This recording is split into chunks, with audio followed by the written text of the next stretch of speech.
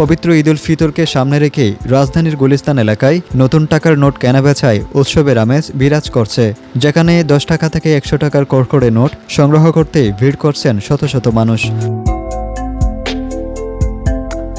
যদিও গুলিস্তানের এই ফুটপাতে সারা বছরই নতুন টাকার ব্যবসায়ীদের দেখা মিলে, তবে ঈদ ঘনিয়ে আসায় এখন বিক্রেতাদের সংখ্যা যেমন বেড়েছে তেমনি কয়েকগুণ বেড়েছে ক্রেতাদের আনাগোনা। বিশেষ করে শিশুদের সালামি দেওয়ার চিরচারিত ঐতিহ্য ধরে রাখতে সাধারণ মানুষ ছুটছেন এই অস্থায়ী বাজারগুলোতে, কারণ ক্রেতাদের অভিযোগ ব্যাংক থেকে সহজেই মিলছে না নতুন টাকা। এই সুযোগে নতুন নোটের ব্যবসায়ীরা চড়া দামে বিক্রি করছেন টাকা।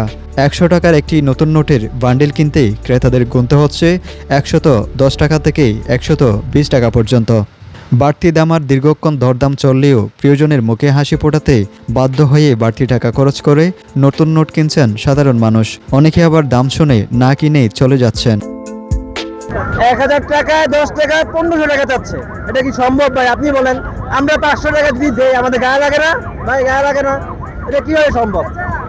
200 টাকা বান্ডিল এসে 300 টাকা বেশি চাই, তবে 300 টাকা কি গায়ে লাগে না আমাদের? আমরা 300 টাকা হলে এক বেলা 2 বেলা খাওয়া হয়, 2 বেলা 3 বেলা মিল হয়, সেভাবে কিভাবে হয় বলেন? 100 টাকার নোটে দেওয়া লাগছে তাদেরকে 350 টাকা।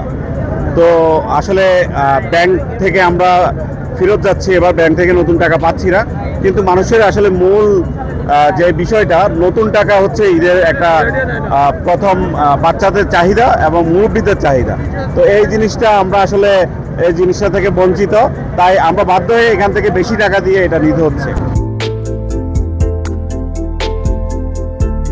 এদিকে নতুন টাকার এই অবৈধ কেনাবেচা রুখতে কঠোর অবস্থানে বাংলাদেশ ব্যাংক। কোনো ব্যাংক কর্মকর্তা এই চক্রের সাথে জড়িত থাকলে তার বিরুদ্ধে আইনি ব্যবস্থা নেওয়ার হুঁশিয়ারি দিয়েছে কেন্দ্রীয় bank.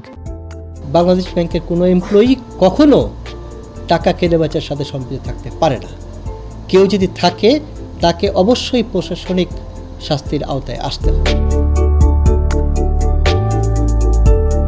Irfan Uddin, Asian television, Dhaka.